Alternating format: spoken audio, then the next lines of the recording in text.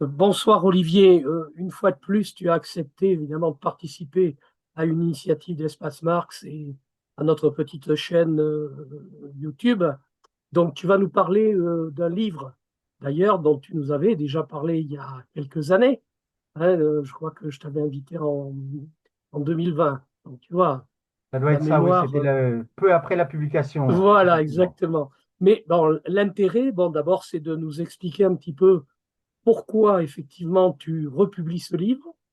ce qui t'avait motivé d'ailleurs pour la première publication, qu'est-ce qui s'est passé depuis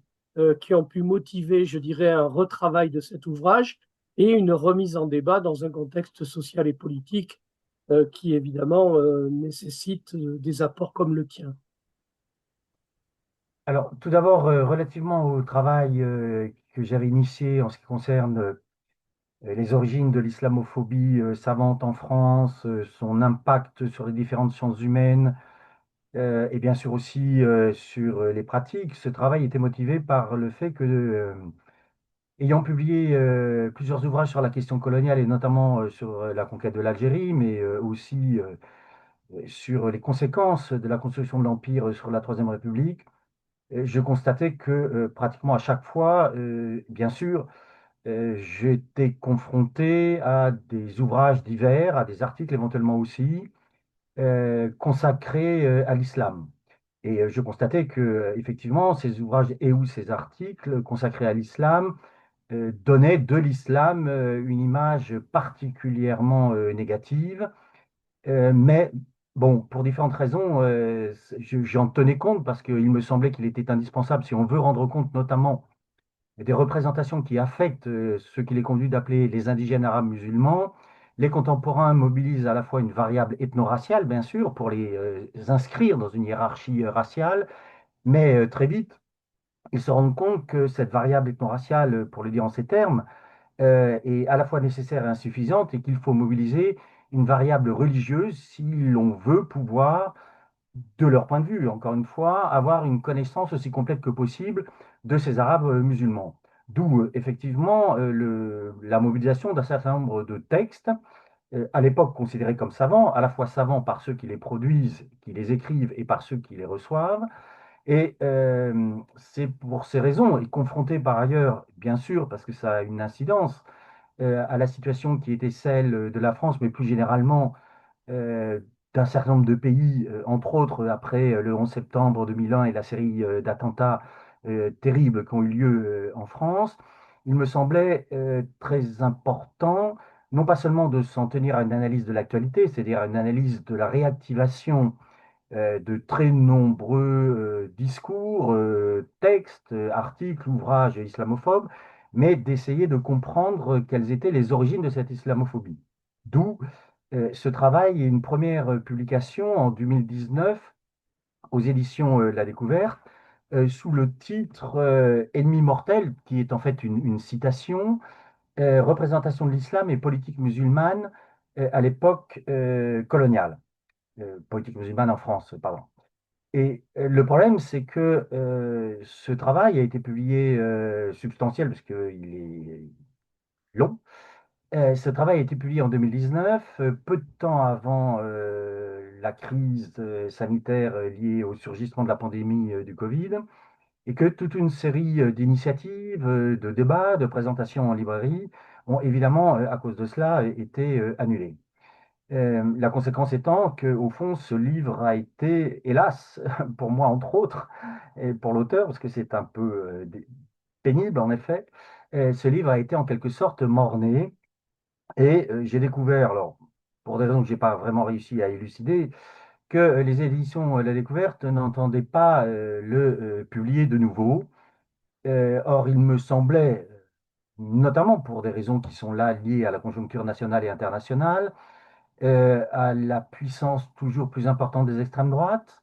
à la radicalisation des droites de gouvernement,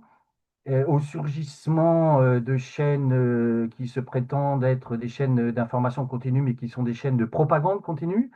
et où, dans tous les cas, la question de l'émigration, la question de l'Algérie, la question de l'islam est placée au plus haut de l'agenda politique et partisan de certains, et au plus haut de l'agenda médiatique d'autres. Et donc, me paraissait, dans ce contexte-là, important que cet ouvrage soit de nouveau publié. Et c'est la raison pour laquelle, sans rentrer dans le détail, j'ai demandé la restitution de mes droits aux éditions de la Découverte et j'ai proposé donc aux éditions La Brèche de le publier. Alors, je précise, mais pour que les choses soient très claires,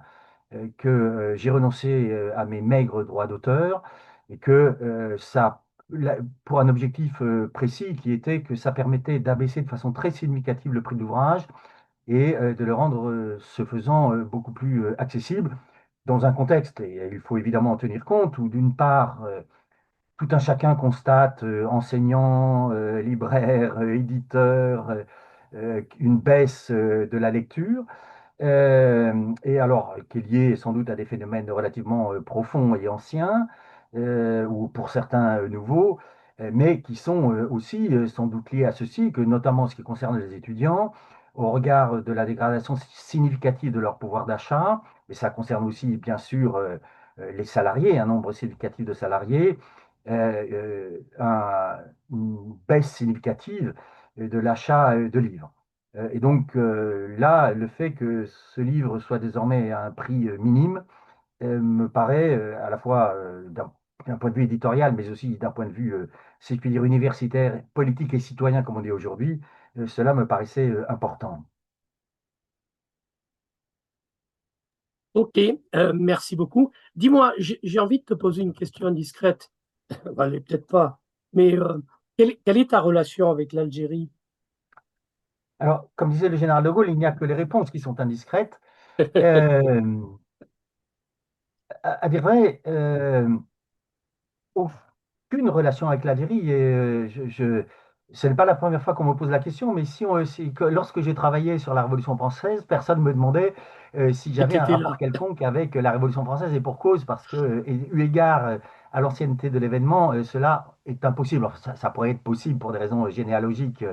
singulières, mais ce n'est pas le cas. Relativement à l'Algérie, je n'ai pas de relation particulière avec le passé de cette colonie et plus tard avec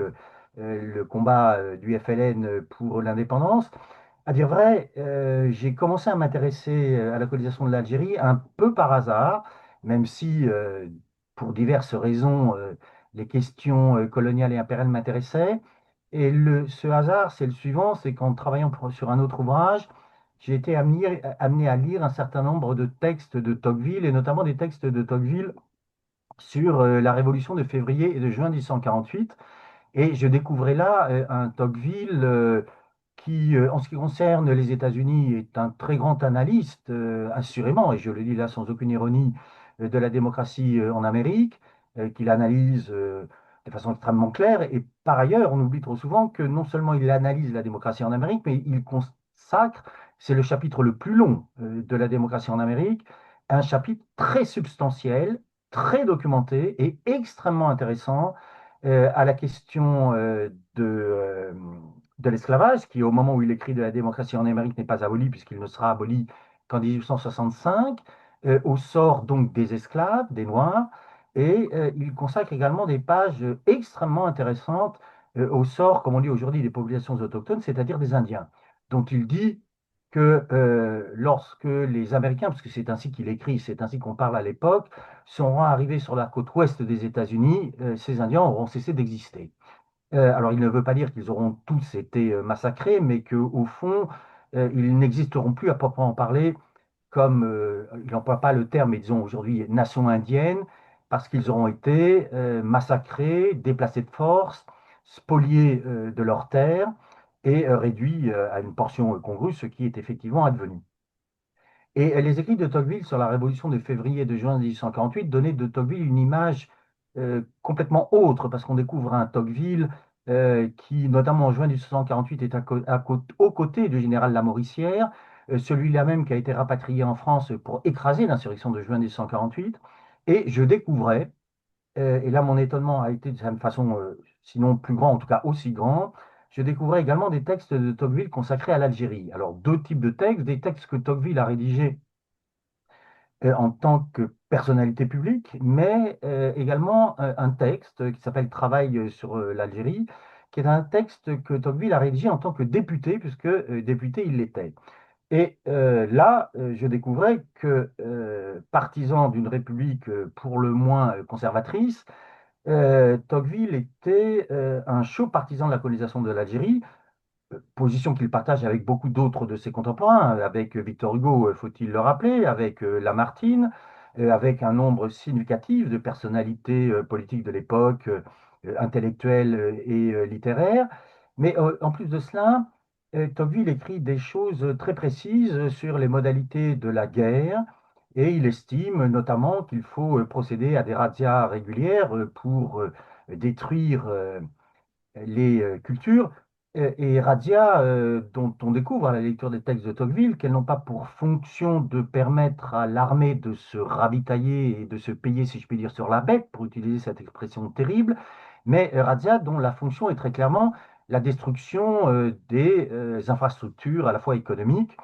et disons aussi sociale des tribus. Et par ailleurs, il est là aussi extrêmement précis. Relativement à Abdelkader, il estime qu'il faut détruire les villes qui servent à Abdelkader, dans lesquelles il se réfugie parfois et dans lesquelles il cherche à consolider son pouvoir. Et chemin faisant, donc j'ai lu ces articles et j'ai fait ce que font très souvent et beaucoup de chercheurs. J'ai commencé à lire les ouvrages que Tocqueville citait à l'appui de ses thèses et de ses analyses, puisqu'il ne s'agit pas de textes écrits à la va-vite, il s'agit de textes extrêmement documentés, reposant sur une bonne connaissance de l'Algérie, où Tocqueville s'est rendu par deux fois, où il a rencontré évidemment des officiers supérieurs de l'armée d'Afrique, comme on le dit à l'époque, et non content de cela, il alimente évidemment ses textes de la lecture de ce qui est accessible en son temps.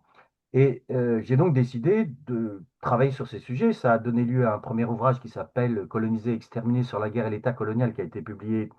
il y a maintenant fort longtemps, enfin 20 ans, puisqu'il a été publié chez Fayard en 2005. Et comme souvent, au terme de cet ouvrage,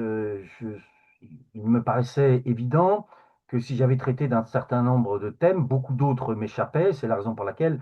j'ai poursuivi ces recherches avec la République impériale, politique et racisme d'État, prolongé ensuite par l'Empire des hygiénistes, vivre aux colonies, parce que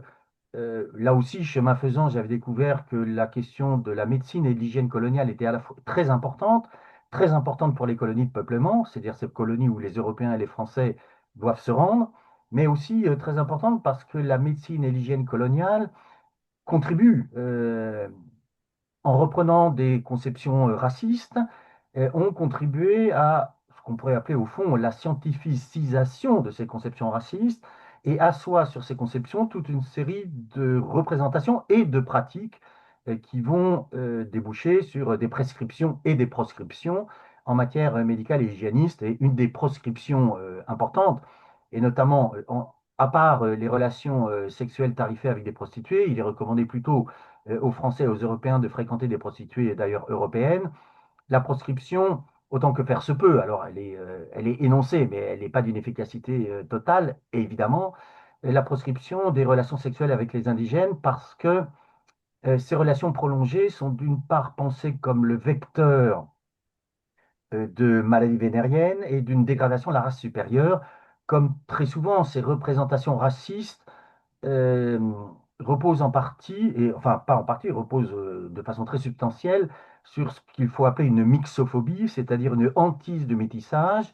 qui peut s'énoncer de la façon suivante, c'est-à-dire la hantise de la corruption des races supérieures par les races inférieures. Et cela fait, ces ouvrages, j'entends, euh,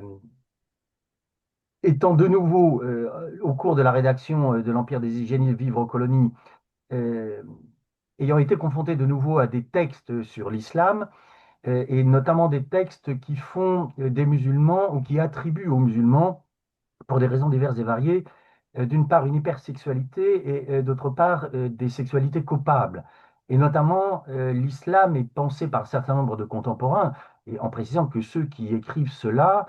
euh, sont convaincus non pas d'exprimer des opinions ou des préjugés, mais sont convaincus d'avoir fait des découvertes qui relèvent d'un savoir académique, universitaire. C'est là ce qui permet de comprendre les raisons pour lesquelles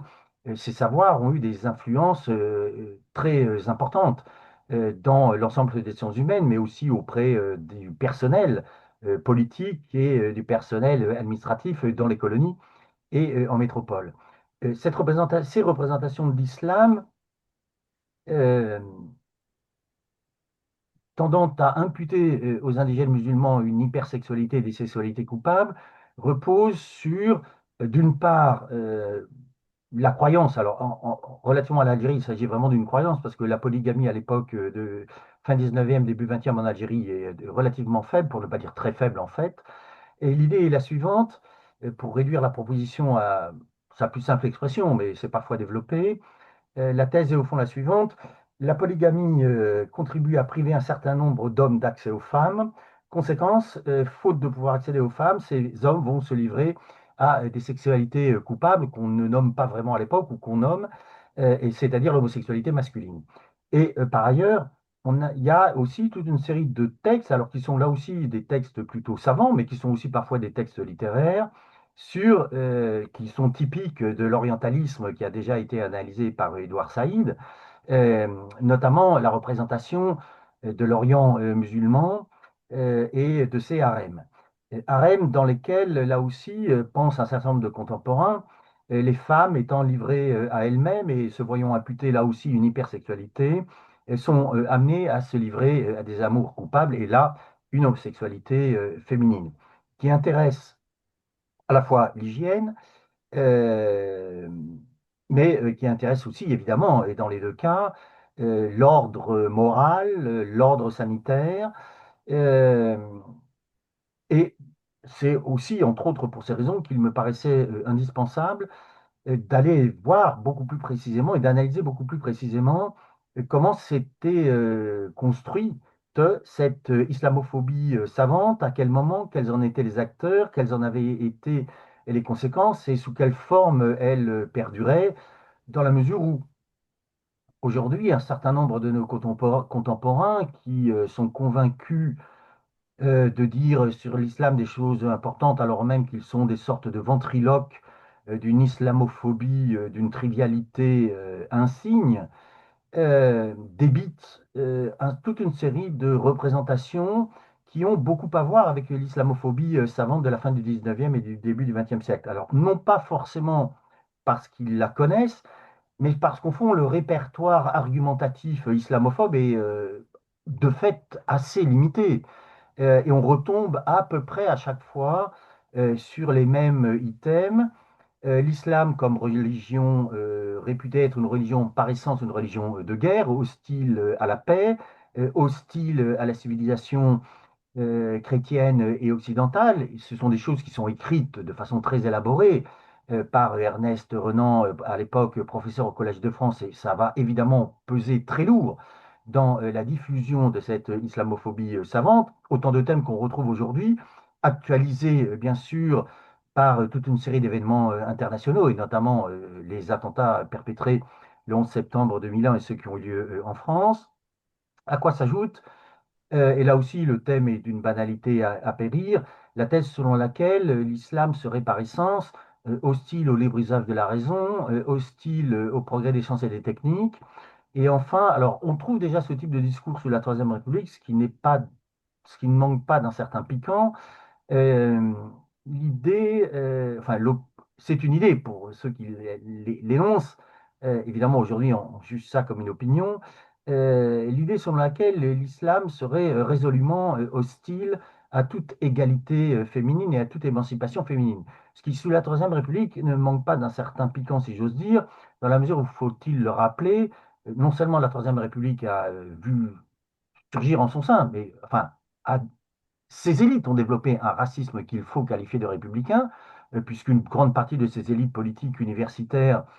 et juridiques ne voyaient aucune contradiction entre leur adhésion aux valeurs de la République, et je le dis là sans aucune ironie, et le fait d'inscrire un certain nombre de races, les Noirs et les Arabes, dans une hiérarchie ethno-raciale, euh, et d'autre part, euh, aussi, cette Troisième République a fait montre de ce qu'il faut appeler un sexisme républicain, qui n'est pas du tout marginal, qui est au contraire absolument central et qui est élaboré par des philosophes, repris par des juristes, et évidemment, le tout tendant à légitimer les positions des élites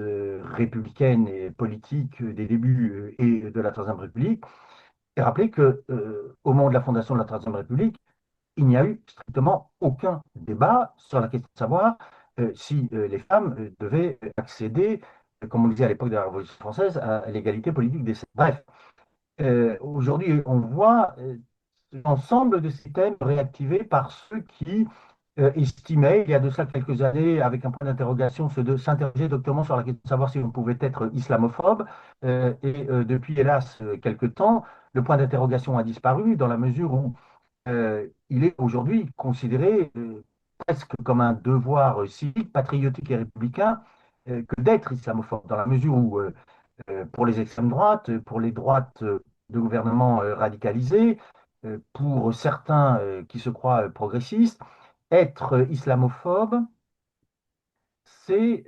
témoigner d'un attachement supérieur, prétendument aux valeurs de la République, à la lutte contre cette incrimination forgée par Gérald Darmanin, à savoir l'incrimination de séparatisme, qui a été forgée, faut-il le rappeler, pour justifier des atteintes extrêmement substantielles contre le droit d'association et frapper d'abord et avant tout deux associations musulmanes à la fois, le CCIF, c'est-à-dire le collectif contre l'islamophobie en France, et le collectif contre le racisme et l'islamophobie. Euh, Autant donc de thèmes qu'on retrouve aujourd'hui à la fois du côté des extrêmes droites, des droites de gouvernement, et bien sûr aussi dans un certain nombre de médias, et hélas un nombre de plus en plus certain de médias, radio, télévision et presse écrite. Et dans ton travail et puis dans ta réflexion, au regard de l'actualité, comment tu vis et comment tu interprètes la situation, notamment en Palestine et les phénomènes d'exacerbation du phénomène colonial en particulier. Alors, je vais répondre bien sûr à la question, mais avant, je voudrais souligner ceci, que ce travail sur les origines à la fois coloniale, élitaire et républicaine de l'islamophobie me paraît d'autant plus important que c'est imposé, c'est devenu une vérité médiatique et politique. Cette thèse, en fait, qui n'est pas une thèse d'ailleurs, qui est bien plutôt une opinion, qui repose sur un mensonge par omission. Et je veux évidemment parler de la thèse développée par Caroline Fourest,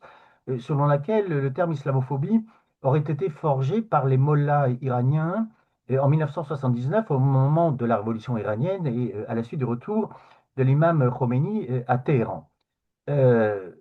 Préciser que Caroline Fourest s'autorise là ce qui ne serait pas autorisé à un ou une étudiante de M1 ou de M2, dans la mesure où elle ne s'est pas livrée aux recherches élémentaires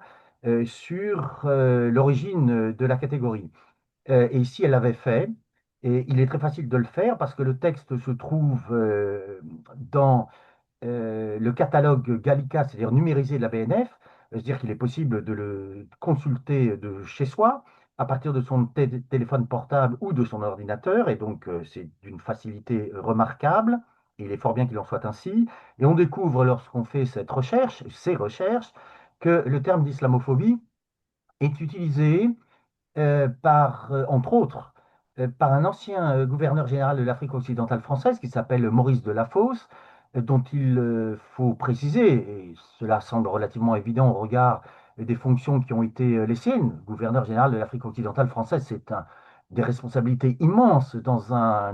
une région et dans un ensemble colonial qui est extrêmement important sur le plan des populations, sur le plan géostratégique pour la France, et qui est la résultante de la construction de l'Empire sous la Troisième République. Et Maurice Delafosse s'inquiète de la politique menée d'une part par la métropole et par les autorités coloniales. Et il qualifie cette politique de politique islamophobe en utilisant le terme. Et pourquoi s'inquiète-t-il de cette politique? non pas parce qu'il serait favorable, si peu que ce soit, à l'indépendance des colonies, ce n'est absolument pas sa position, bien au contraire, parce qu'il entend, en défendant une autre politique en Afrique occidentale française, au contraire, favoriser la défense de l'Empire. Et son raisonnement est en forme suivant, en stigmatisant les musulmans et les populations islamisées, en les discriminant et en les traitant effectivement comme des ennemis. Grand est le risque que les hommes de la Troisième République se lancent, si je puis dire, dans une sorte de prophétie autoréalisatrice où, à force de les stigmatiser, ils vont effectivement transformer ces musulmans en ennemis de la colonisation et en ennemis de la France. Et ce faisant, contribuer à leur corps défendant à créer les conditions de revendication toujours plus dangereuses pour la stabilité de l'ordre colonial. Et donc, Maurice Delafosse défend une autre politique moins attentatoire aux droits des populations musulmanes et dont il considère qu'elle permettrait d'éviter des mouvements de revendication, des révoltes éventuellement, dont les conséquences peuvent être dramatiques. Par ailleurs, le terme d'islamophobie est également utilisé par un peintre orientaliste français qui s'est converti à l'islam, qui s'appelle Étienne Dinet, et qui, lui, distingue d'une part une islamophobie qu'il qualifie de cléricale et qu'il analyse comme étant, au fond, la conséquence des croisades et dans la mesure où, pour se légitimer, ces croisades ont contribué à forger là aussi et là encore une image particulièrement négative, désastreuse des musulmans, pensés comme des ennemis de la chrétienté, et étant à ce titre pensés comme des ennemis de la chrétienté, ceci justifiait évidemment les guerres menées contre eux. Et par ailleurs, il distingue une islamophobie qu'il estime être beaucoup plus contemporaine, c'est-à-dire celle de ses contemporains en l'occurrence, et dans les deux cas, il estime que ces positions ont là aussi des conséquences négatives, en précisant d'ailleurs que Diné est assez conscient qu'une partie de l'islamophobie contemporaine à laquelle il est confronté, et il pense très certainement à Ernest Renan et à ses épigones, qu'une partie de cette islamophobie savante reprend parfois un certain nombre de thèmes de l'islamophobie cléricale à laquelle il fait référence antérieurement. Euh, le plus singulier dans cette affaire, c'est donc que ce mensonge par omission de Caroline Forest est devenu une sorte de doxa partagé à la fois par les extrêmes droites, les partis de gouvernement radicalisés, mais aussi par une partie de la gauche, ou des gauches, précisons plus exactement, dans la mesure où la direction du Parti socialiste, la direction du Parti communiste, jusqu'à, c'est un peu singulier d'ailleurs, la direction du MRAP refuse d'utiliser le terme islamophobie et préfère le terme d'actes anti-musulmans. Si on fait la comparaison, personne ne s'aviserait aujourd'hui, confronté à des actes antisémites qui ont tendance, hélas, sinistrement à se multiplier en France, de considérer qu'il s'agit d'actes anti-juifs. Tout le monde s'accorde pour considérer qu'il s'agit d'actes antisémites. Et donc, on est en droit de considérer que, et d'ailleurs, une enquête de l'IFOP parue très récemment euh, a contribué à documenter et à objectiver la multiplication des actes anti-musulmans, alors qui sont qualifiés dans l'enquête d'actes anti-musulmans. Les enquêteurs n'utilisent pas le terme d'islamophobie, mais on en découvre indépendamment de divergence sur les termes et les catégories employées, on découvre que ces actes ont augmenté au cours de cette dernière année de 70%. Donc, à la différence de Pascal Bruckner, par exemple, et de ses épigones là aussi et là encore, qui considèrent que l'islamophobie est une invention des musulmans pour se victimiser et faire croire qu'ils sont victimes d'un racisme spécifique et particulier, là où Pascal Bruckner tranche doctement le débat en considérant que l'islamophobie fait partie d'un racisme imaginaire. Le moins qu'on puisse dire, c'est que là aussi, comme Caroline Fourest, ces deux-là, et hélas beaucoup d'autres avec eux, traitent et les faits, et les enquêtes, et les analyses sociologiques, historiques, politiques et juridiques en chien crevé, ce qui est un grand classique des postures idéologiques, où on met de côté tout ce qui contrevient à la construction idéologique à laquelle on adhère, ce qui permet évidemment de faire croire que cette construction idéologique, d'une part, est solide, qu'elle n'est pas une construction idéologique, mais qu'elle repose sur des études précises, alors que là, et dans les deux cas, et dans beaucoup d'autres, hélas, on a affaire à des études qui sont à la fois partielles et sinistrement partiales. Et- Alors, pardon, Non, j'avais non, non, non, oublié vas-y, la vas-y. question relativement à ce qui se passe à Gaza. Alors, j'avais dans l'ouvrage qui est paru l'année dernière, qui s'appelle Racisme, l'État, État raciste, une brève histoire, qui est paru avant le 7 octobre. Enfin, il a été rédigé avant le 7 et il a été, donc je ne pouvais évidemment pas intégrer ce qui s'est passé après le 7 octobre. J'avais consacré une partie substantielle du troisième chapitre au débat et en le tranchant dans un sens favorable à la qualification d'apartheid, en cherchant à montrer, là aussi, au-delà des polémiques incessantes à l'époque sur la qualification, je dis polémique parce que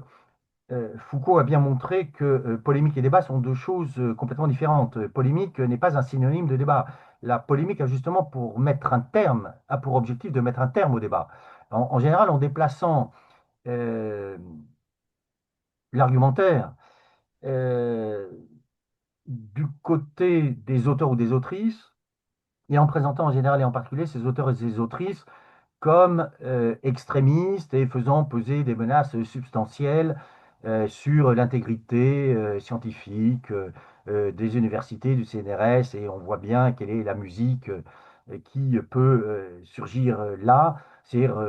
je pense en particulier à Jean-Michel Blanquer, qui s'est livré là, non pas seulement d'ailleurs à des attaques contre des universitaires ou des chercheurs, mais à des attaques contre l'institution universitaire et l'institution du CNRS en tant que telle, supposément être ces lieux où prospère l'islamo-gauchisme, la cancel culture et, et le wokisme. Bref, j'essaie dans cette partie de rappeler, d'une part, quelles étaient les origines du débat sur la question de l'apartheid, et j'en revenais de façon très précise à un certain nombre de textes, et notamment je pense à des textes d'Hannah Arendt qui sont très précieux parce que ce sont des textes écrits en 1948, 1947 et 1948 où Hannah Arendt analyse à la fois très bien quels sont les ressorts idéologiques, militaires, terroristes de la création de l'État d'Israël, et d'autre part, si les dirigeants persévèrent dans cette voie, elle voit très bien, et elle l'écrit en ces termes d'ailleurs, et c'est très intéressant relativement à la situation actuelle, elle dit, elle écrit à peu près ceci, que si les dirigeants israéliens persévèrent dans cette voie, ce qui va surgir en Israël, ce n'est pas une nouvelle Jérusalem, ce n'est pas plus exactement une nouvelle Athènes, c'est-à-dire un État démocratique, favorable à la liberté, etc. Et si elle utilise le terme de Nouvelle Athènes, c'est parce que, implicitement ou explicitement, elle veut signifier ceci, que si c'est pas une nouvelle Athènes, c'est quoi? Et Hannah Arendt sait très bien ce que c'est. Si c'est pas une nouvelle Athènes, c'est une nouvelle Sparte. C'est-à-dire un État qui va vivre par et pour la guerre et qui, au nom de sa défense, va être perpétuellement engagé justement dans un processus sans fin de colonisation de nouveaux territoires au nom de la défense de cet État et au nom de la défense des Israéliens. Et de ce point de vue-là, ce qui se passe sinistrement à Gaza et en témoigne de façon atroce. De même, bien sûr, la poursuite de la colonisation à Jérusalem-Est, du plateau du Golan, et la poursuite dans des conditions absolument là aussi, là encore, dramatiques, la poursuite de la colonisation en Cisjordanie. Reste l'analyse du conflit, de la guerre menée par l'État d'Israël à Gaza. Alors, je vais préciser immédiatement et anticiper sur ce que je vais dire plus tard. Il ne s'agit pas pour moi, si peu que ce soit, d'euphémiser ou de banaliser les crimes de guerre, les crimes contre l'humanité et les crimes de génocide commis par l'armée israélienne à Gaza. La chose est maintenant pas fort bien documentée, il faut-il le rappeler, fort bien documentée, entre autres par des ONG israéliennes auxquels il faut rendre hommage. Je pense notamment à B'Tselem, je pense notamment aussi à ce très grand journal Le Haaretz et à ses journalistes comme Amiras et Gideon Lévy,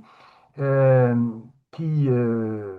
dans des conditions extrêmement difficiles, je rappelle que Gideon Lévy est sous protection policière en Israël parce qu'il est menacé par l'extrême droite israélienne documente de façon, je dirais, presque quotidienne ce qu'il se passe à Gaza et rappeler relativement aux incriminations de crimes de génocide que c'est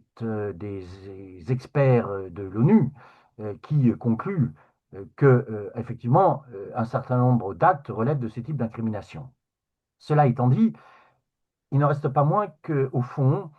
la guerre menée par l'État d'Israël à Gaza peut et doit être, me semble-t-il, pensée comme une guerre coloniale, hélas, sinistrement classique.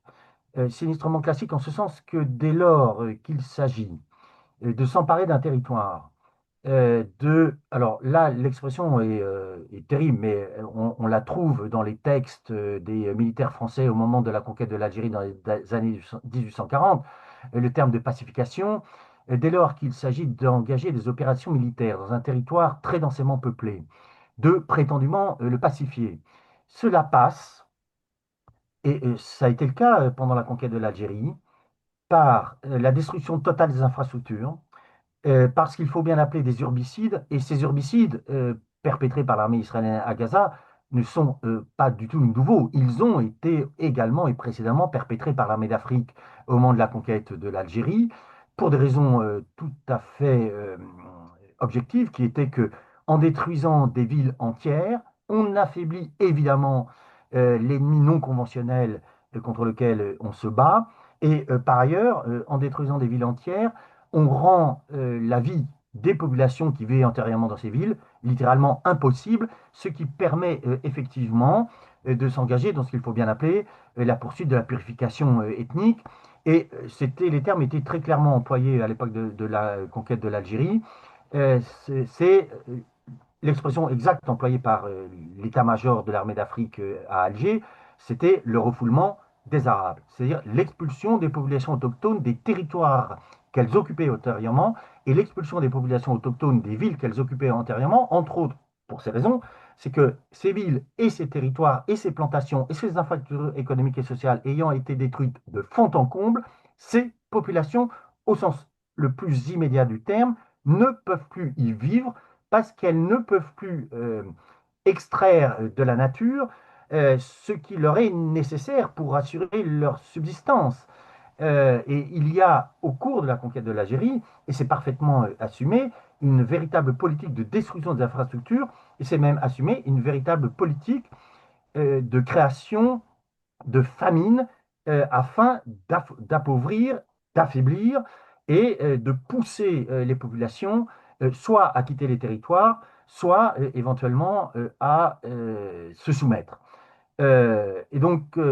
une grande partie des méthodes employées par l'armée israélienne aujourd'hui à Gaza sont des méthodes, hélas, assez classiquement coloniales. Il faut-il le rappeler, je l'avais analysé dans un autre ouvrage, alors entre autres dans Coloniser, exterminer sur la guerre et l'État colonial, publié en 2005, et j'avais repris cette réflexion dans un ouvrage consacré au code de l'indigénat, c'est-à-dire consacré au droit colonial en Algérie et dans l'Empire français, où je cherchais à montrer qu'un certain nombre de techniques de la guerre coloniale, mais aussi un certain nombre de techniques répressives forgées au moment de la conquête de l'Algérie et mises en œuvre ensuite pendant la guerre d'Algérie à partir du 1er novembre 1954, étaient des techniques qui avaient été reprises, alors là, avant le 7 octobre évidemment, par l'état-major israélien. Je pense notamment à l'internement administratif, qui permet aux autorités israéliennes aujourd'hui d'interner, c'est-à-dire de priver des hommes et des femmes de leur liberté sans jugement et de maintenir ces hommes et ces femmes sans jugement dans les geôles israéliennes pendant un temps indéterminé. D'autre part, l'internement administratif, au-delà de l'internement administratif, le principe de la responsabilité collective, qui a été massivement utilisé pendant la dernière guerre d'Algérie et qui est massivement utilisé par les forces armées israéliennes depuis très longtemps, et faut-il le rappeler, qui a été condamné par des organismes de l'ONU, parfaitement documenté, entre autres, par des ONG israéliennes, et je pense de nouveau à B'Tselem, qui ont également condamné ce type de pratique, et qui consiste dès lors que quelqu'un ou quelqu'une est identifié supposément comme terroriste, non pas seulement à l'arrêter, mais à détruire sa maison et éventuellement aussi à arrêter ses proches. Et par ailleurs, et les choses sont reconnues par un certain nombre de dirigeants du Shin Bet, encore une fois avant le 7 octobre, que les techniques de la guerre contre-révolutionnaire employées par les théoriciens de cette guerre et ses praticiens après le 1er novembre 1954 ont été utilisées par les forces armées israéliennes qui s'en sont inspirées. Et rappelez que la bataille d'Alger, l'acte. Et alors, plus curieusement, le film La bataille d'Alger de Pontecorvo, qui a longtemps été interdit en France en raison de ce qu'il montrait des techniques de la guerre contre-révolutionnaire menées par les officiers français en Algérie, euh, ces techniques et ce film ont été une source d'inspiration très importante, notamment en matière de guerre contre-révolutionnaire en milieu urbain, ce qui permet là aussi, là entre autres, de comprendre les urbicides commis par l'armée israélienne aujourd'hui à Gaza. L'objectif étant, et la chose est d'ailleurs parfaitement assumée plus publiquement, l'objectif étant de faire en sorte que dans toute une série des territoires de Gaza, les populations de Gaza ne puissent pas y revenir avant très longtemps, parce que, encore une fois, plus aucune infrastructure urbaine, électrique, de réseau d'eau n'existe et ne subsiste, et qu'il est donc, au sens le plus immédiat et le plus viral du terme, impossible d'y vivre. Euh, Cécile, est-ce que tu souhaites poser une question ou intervenir? Euh, Est-ce que tu nous as fait le plaisir de nous rejoindre? Bon. Sinon, je vais continuer à dialoguer avec, avec Olivier. Bon, on verra. Donc, Olivier, merci beaucoup hein, pour tous ces éclairages, je dirais, qui, dans une situation aussi dramatique, souvent, comment dire, nous écartent, je dirais, de la raison pour y compris approcher un petit peu ces réalités. Est-ce que, comment tu vois l'avenir? Alors, je veux dire, c'est toujours difficile, hein, on n'est pas on n'est pas autour d'une boule de cristal. Et c'est vrai que si on fait un parallèle, ce qui est très difficile parce que les moments historiques sont pas du tout les mêmes, sur les capacités évidemment de faire évoluer la situation, mais on sait aussi que ce qui a pu contribuer et aider à la libération de l'Algérie par son peuple, ça a été aussi l'aide internationale et une certaine solidarité qui a pu permettre, je dirais, au moins contribuer, y compris en métropole, euh, la possibilité des changements qui ont eu lieu par la suite. Alors évidemment, aborder la chose sur le territoire palestinien est un petit peu plus compliqué, car en tout cas au Proche-Orient, compte tenu des évolutions géopolitiques, de la modification du type d'impérialisme et donc de la puissance toujours omniprésente des États-Unis, même si le Sud global intervient de plus en plus au niveau international. Est-ce qu'on peut imaginer, je dirais, euh, que sortent, je dirais, du débat actuel euh, des, des évolutions? Alors, je vais même revenir à la situation française, c'est-à-dire tout le travail que tu as conduit, hein, mais au-delà, tous les débats, toutes les confrontations qui ont lieu sur cette question du colonialisme, des suites que ça a pu conduire, des effets que ça a pu avoir en matière de rejet d'un certain nombre de populations dans le monde. Comment aujourd'hui, toi, tu vis les choses? Est-ce que tu vois les choses évoluer, y compris en France? Moi, personnellement, je trouve qu'il y a des choses qui sont en train de bouger. Sinon, j'explique mal, même si Macron a toujours des dérives, mais comme beaucoup d'autres hommes politiques, il a été quand même contraint, d'une certaine manière, de reconnaître l'État palestinien. Il a été contraint de marcher, de reculer. En Europe aussi, un certain nombre de positions sont en train de bouger. Euh, Comment tout ce travail, toi, tu l'analyses? Quelles évolutions tu as pu ressentir dans la période récente, je dirais, sur le plan national comme européen ou international? Alors, je commencerai par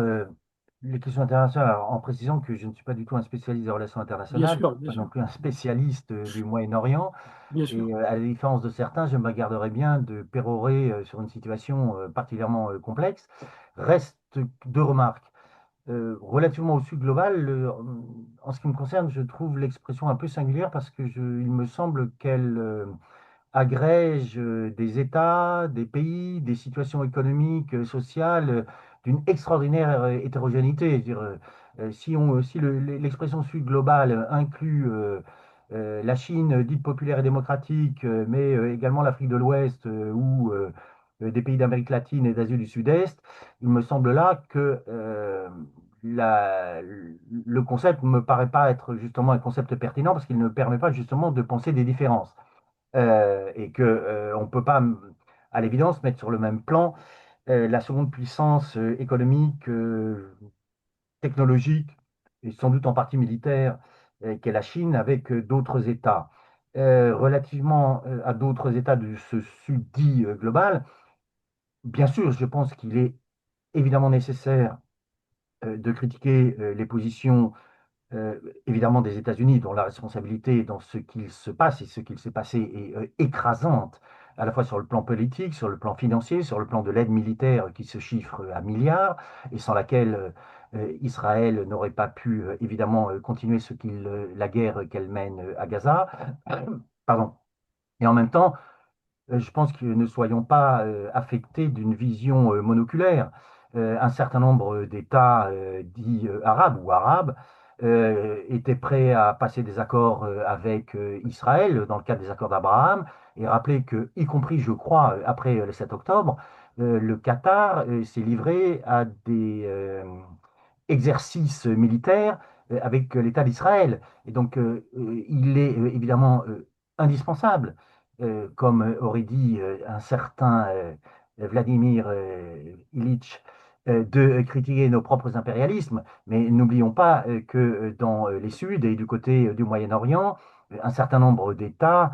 jouent un rôle absolument délétère, et en dehors de grandes déclarations, au fond, et pour des raisons qui sont liées là aussi et là encore à leur dépendance vis-à-vis des États-Unis et à la puissance de cet État, euh, ne s'oppose pas de façon significative et frontale, ni aux États-Unis d'une part, ni à ce qui est en train d'être perpétré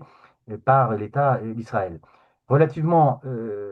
à l'Europe et à l'Union européenne plus exactement, il y a des évolutions et souligner que en Europe, et ceux qui, ici en France, à juste titre d'ailleurs, critiquent éventuellement la direction du Parti socialiste, il y a un Parti socialiste qui, en Espagne notamment, et depuis très longtemps, et de façon réitérée, prend des positions, et a pris, avant beaucoup d'autres États et majorités de gouvernements au sein de l'UE, des positions très fermes à l'endroit de la guerre menée par Israël à Gaza, et n'a jamais, de ce point de vue-là, dévié. Ça a sans doute contribué en partie à l'évolution des positions prises par Emmanuel Macron. Pour le reste, je me garderai bien de faire des pronostics au regard de la volatilité extrême de la situation et des possibles retournements qui sont en partie liés aussi à la coalition gouvernementale qui existe en Israël et aux conséquences euh, de politique là, interne à la suite de l'accord donné par le Hamas. Donc, pour ce qui est de la situation plus hexagonale, euh, j'essaie d'être ni optimiste ni pessimiste, mais d'être réaliste. Or, il me semble que nous sommes confrontés à une involution significative sur le plan économique, social, politique, caractérisée par une offensive toujours plus importante du néolibéralisme, qui se conjoint, et c'est parce que c'est évidemment nécessaire, avec une montée jusqu'à présent, hélas, sans borne, d'un illibéralisme de plus en plus agressif, une remise en cause des droits et libertés fondamentaux, des attaques significatives contre les libertés essentielles, contre le droit de manifester, contre les libertés d'association, jusqu'aux déclarations de celui qui était encore ministre de l'Intérieur des missionnaires, on ne sait pas combien de temps ça va durer, mais qui se dit républicain et qui estime que l'état de droit n'est pas intangible, autrement dit, qu'il serait possible d'aller plus loin encore dans la remise en cause d'un certain nombre de principes et de droits et libertés fondamentaux au nom de la défense de ce qu'eux appellent la sécurité, au nom de la défense de la nation française, au nom de ce qu'ils prétendent être les valeurs de la République et de la lutte contre le séparatisme. Et de ce point de vue-là, hélas, jusqu'à présent, euh, ceux qui sont au pouvoir, ceux qui aspirent à l'être, n'ont pas rencontré d'opposition significative. Et relativement aux droits et libertés démocratiques, relativement à la lutte contre l'islamophobie, relativement à la lutte contre tous les racismes, force est hélas de constater que les gauches politiques dans leur ensemble, quand bien même elles inscrivent ces éléments dans leur programme, et je vois bien quel est l'argument, à chaque fois qu'on utilise à chaque fois qu'on fait cette critique, on est confronté exactement au même argument, qui est de dire, ah oui, mais c'est dans notre programme. Oui, c'est sans doute dans votre programme. Le problème n'est pas qu'il ça soit dans votre programme, c'est dans le programme assurément. Le problème est désormais que ces questions devraient être, parce qu'elles sont placées par nos ennemis et nos adversaires au plus haut de leur propre agenda politique et institutionnel et partisan, ces questions devraient aussi être au plus haut de l'agenda politique des gauches politiques, associatives et syndicales. Et force est de constater, hélas, que, au fond, en dépit de leurs grandes déclarations, ces questions demeurent au fond des questions relativement secondaires, en tout cas traitées de façon secondaire, comme si, de façon très classique, il fallait encore et toujours accorder le primat aux questions économiques et sociales. Alors je précise immédiatement qu'il ne s'agit pas de secondariser les questions économiques et sociales, il s'agit au contraire, n'en déplaise là aussi à certains que le terme et la méthode qu'il réprouve, il s'agit au contraire de s'engager véritablement dans une démarche intersectionnelle, c'est non pas de substituer un critère ethno-racial à des critères économiques et sociaux, mais de conjoindre les deux et de considérer qu'au regard de la gravité de la situation, au regard de la gravité des attaques, de la remise en cause d'un certain nombre de droits sociaux et de droits et libertés fondamentaux, il faut effectivement mobiliser l'ensemble de ces catégories, ce qui permet aussi de mettre au jour ceci que la condition économique, sociale, les trajectoires à la fois individuelles et professionnelles de celles et ceux qui sont racisés sont différentes précisément parce qu'ils sont racisés. Et que si on veut prendre en compte la situation particulière qui est la leur, en tant qu'ils sont racisés et en tant aussi que parfois ils sont identifiés à tort ou à raison comme musulmans, il faut alors effectivement s'engager dans une démarche intersectionnelle, prendre en compte ces critères afin de mettre au jour les discriminations systémiques auxquelles ils sont confrontés et ce que j'ai tendance à considérer avec d'autres comme étant à la fois l'existence d'une islamophobie d'État et d'un racisme d'État. Et je pense là relativement au racisme d'État, en particulier au contrôle policier, au contrôle aux faciès. Et il faut rappeler sur ce point que la Cour de cassation a par deux fois, enfin pardonnez-moi, les juges en France ont par deux fois condamné l'État français pour faute grave en raison des contrôles aux faciès. Une première fois en 2016, c'est un arrêt de la Cour de cassation et c'est donc une condamnation définitive. Et une seconde fois, c'est un arrêt de la Cour d'appel de Paris. Et la condamnation est définitive parce que le parquet n'a pas fait appel de cette condamnation. Euh, et dans les deux cas, les juges ont considéré que les contrôles aux faciès engageaient la responsabilité de l'État et non pas la responsabilité des fonctionnaires de police. Et pourquoi, dans les deux cas, les juges ont ainsi conclu? Parce qu'ils estiment,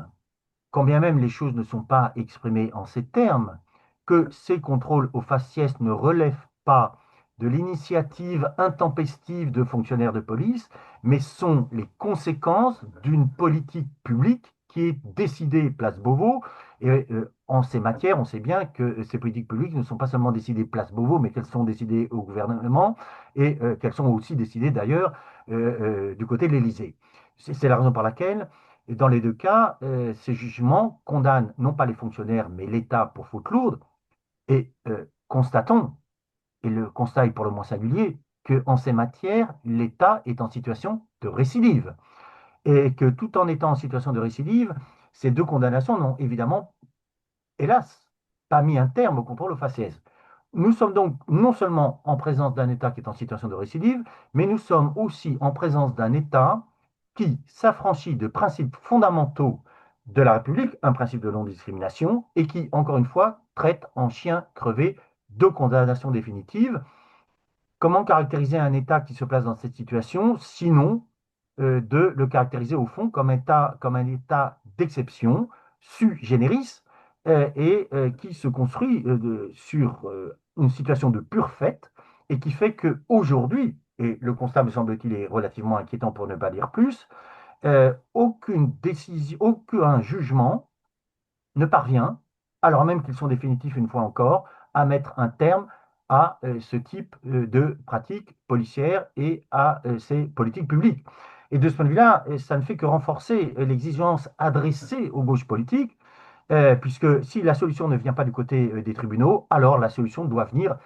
de la mobilisation des forces politiques progressistes, partis, organisations et associations et syndicats,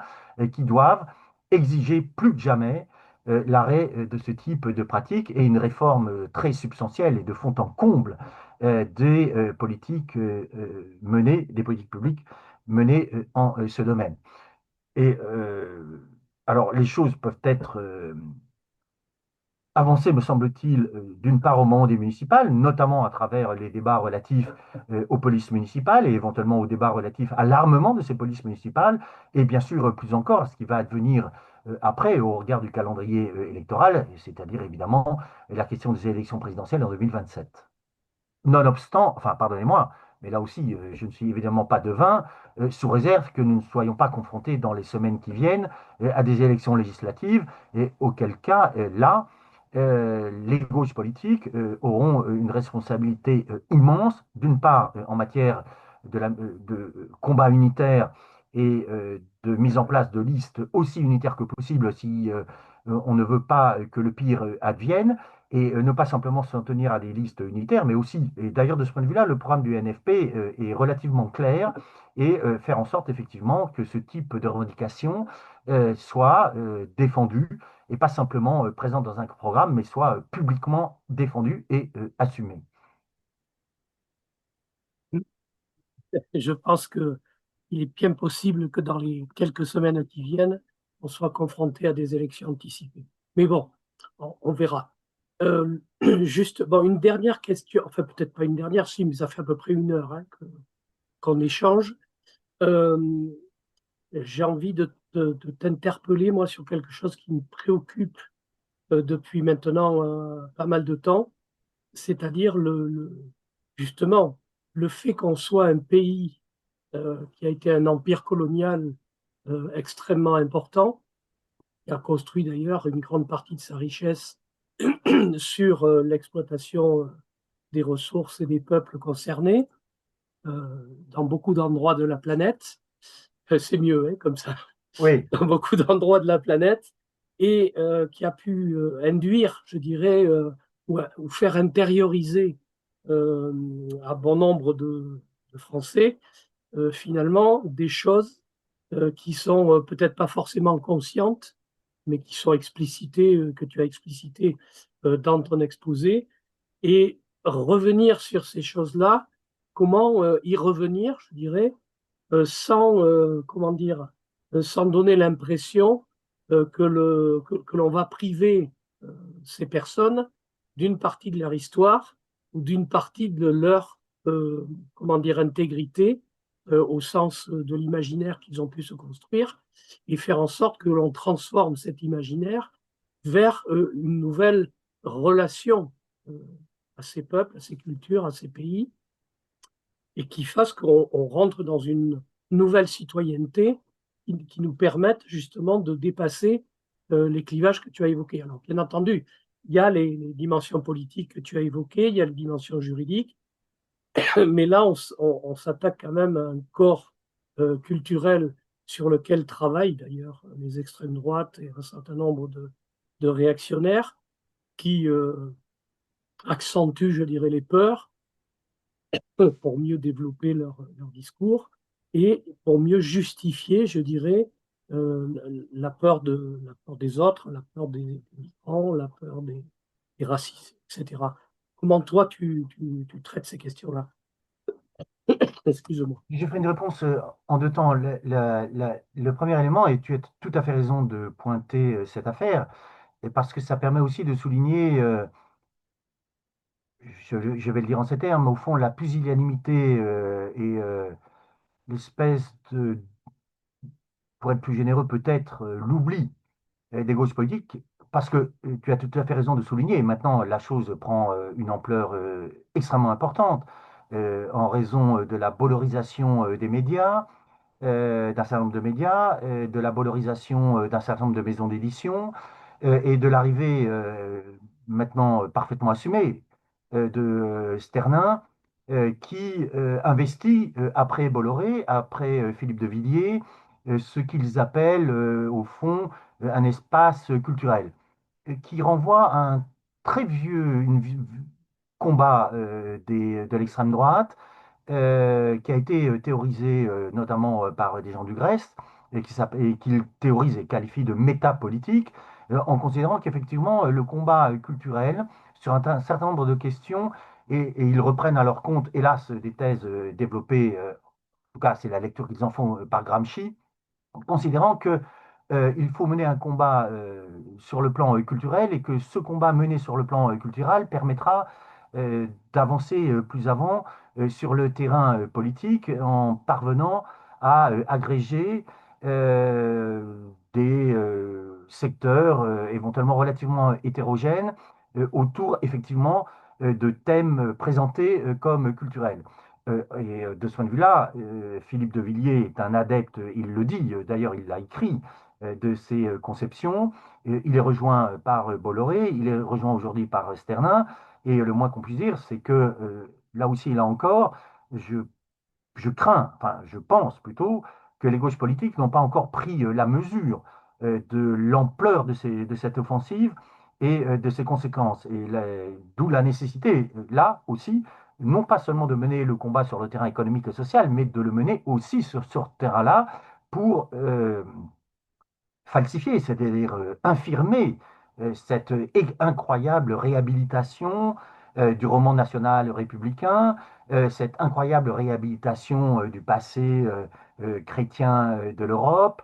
qui passe par la réhabilitation des croisades et la réhabilitation d'un certain nombre de grandes figures du passé supposément glorieux de la France très chrétienne. Et là, je crois qu'il y a effectivement à la fois des enjeux culturels, des enjeux politiques, symboliques, éditoriaux extrêmement importants. Alors, il faut mener, me semble-t-il, le combat sur deux fronts. Euh, Comme disait Bourdieu, il faut ni surestimer ni sous-estimer la raison. Il est évidemment très important de montrer en quoi ces discours relèvent de la mythologie, c'est-à-dire d'un véritable discours des origines qui n'a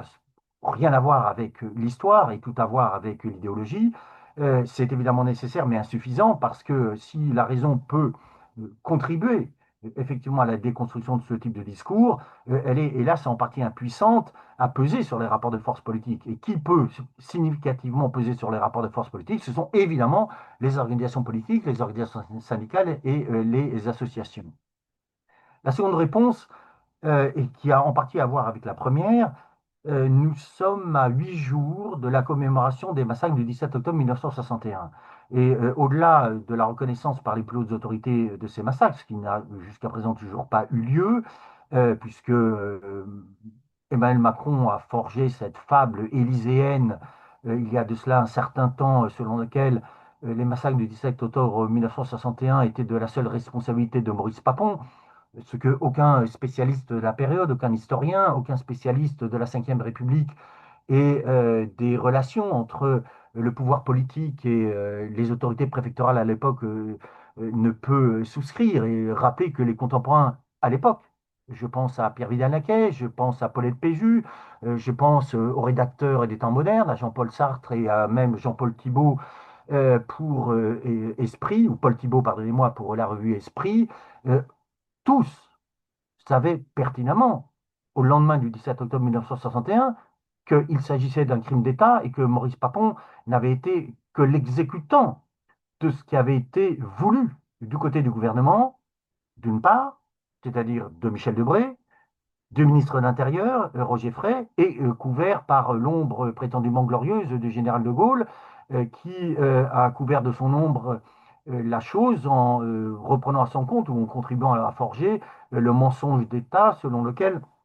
il y avait eu seulement une dizaine de morts et que la responsabilité de ces morts incombait d'abord avant tout au FLN qui aurait pris la responsabilité de tirer sur les forces de l'ordre, ce qui est complètement faux et ce que les historiens ont effectivement établi comme faux. Mais au-delà de cela, il me semble que, étant donné le nombre très important de franco-algériens et du nombre très important d'héritiers de l'immigration coloniale et post-coloniale qui vivent en France, et quelle que soit leur nationalité, de mon point de vue, ça n'a strictement aucune importance qu'ils soient français, qu'ils ne le soient pas. Il est, je crois, là aussi extrêmement important. Si on veut lutter contre les discriminations mémorielles et commémorielles, symboliques et politiques qui continuent de les affecter sur ce terrain-là, que effectivement soit exigée des plus hautes autorités de l'État la reconnaissance des crimes de guerre et des crimes contre l'humanité commis par la France dans son empire. Et au-delà de la reconnaissance, aussi significative et importante qu'elle soit sur le plan politique et symbolique, qu'elle s'accompagne, cette reconnaissance de réparation financière, comme cela se fait dans toute une série d'autres États. Ça a été le cas de l'Allemagne relativement à un génocide commis par les forces armées allemandes dans la colonie du sud-ouest africain, l'actuelle Namibie. Et rappelez que toute une série d'États, c'est le cas du Canada, des États-Unis, de l'Australie, ont d'une part reconnu les crimes commis à l'encontre des populations autochtones et dans certains cas accordé des réparations financières très substantielles. Et donc, au-delà de la reconnaissance des crimes, réparation financière et bien sûr restitution. Restitution des biens qui ont été spoliés pendant la période coloniale, qui doivent être restitués à ceux à qui ils ont été spoliés, c'est-à-dire les États aujourd'hui indépendants, et qui, à juste titre, exigent, me semble-t-il, effectivement que toute une série de pièces qui sont aujourd'hui dans les musées français, et notamment au musée des Quai Branly, leur soient restituées. Je rappelle que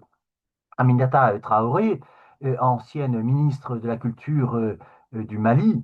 au moment de l'ouverture du musée du Quai Branly, faisait cette remarque cinglante dans un article publié par le journal Libération, que les œuvres des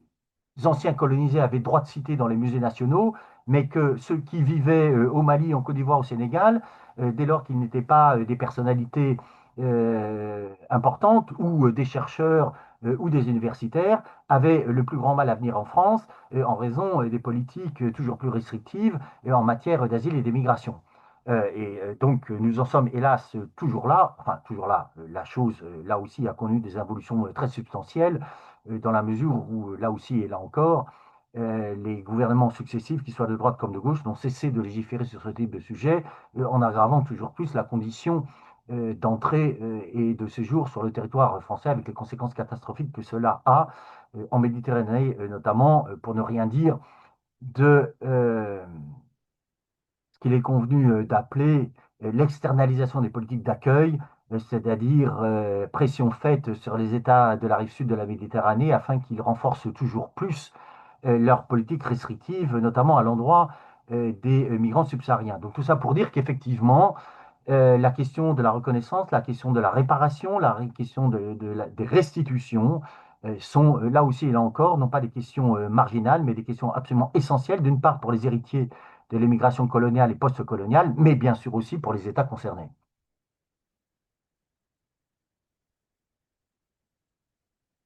Ton micro est fermé. Ça y est, je viens de la rouvrir. Peut-être une dernière question, mais même pas une dernière question. Mais je pense que c'est important peut-être dans la veille des élections municipales qui vont se tenir dans quelques mois, de rappeler les batailles nécessaires sur l'accès au droit de vote pour les élections locales à minima de tous les résidents français en France. Absolument. Et rappelez que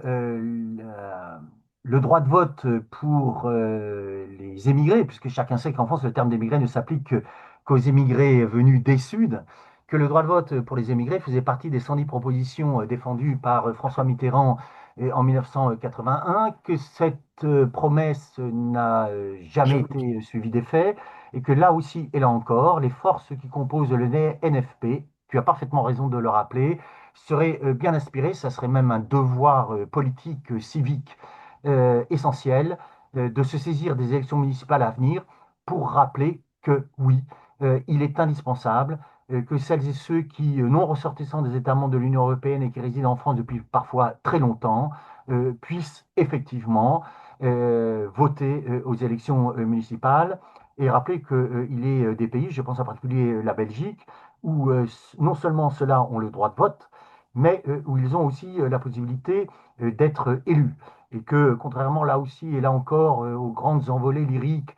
sur le grand mythe national républicain selon lequel la France serait toujours ce pays admirable qui guide l'humanité vers un avenir radieux, sur un certain nombre de points, et sur ce point-là en particulier, la France n'est pas une locomotive, mais si j'ose dire, elle est à peine dans le wagon de queue.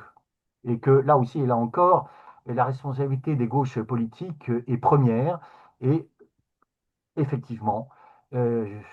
contre les extrêmes droites, contre les droites de gouvernement radicalisés et contre la pusillanimité d'un certain nombre de progressistes,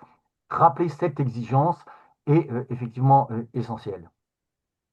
Bien, écoute, est-ce que tu souhaites rajouter quelque chose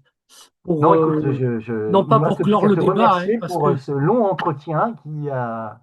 balayé des questions importantes et diverses. Et en tout cas, merci infiniment de m'avoir permis de m'exprimer sur un certain nombre de thèmes dont je sais qu'ils nous sont chers. absolument. Merci Olivier. Ben écoute, je te dis à très bientôt si tu veux pour d'autres aventures et notamment les rencontres du printemps décolonial à Bordeaux pour donner quelques échéances et peut-être avant, au mois de décembre, une contribution aux rencontres d'Espace Marx à la recherche de nouveaux horizons de civilisation. Avec grand plaisir, merci à toi.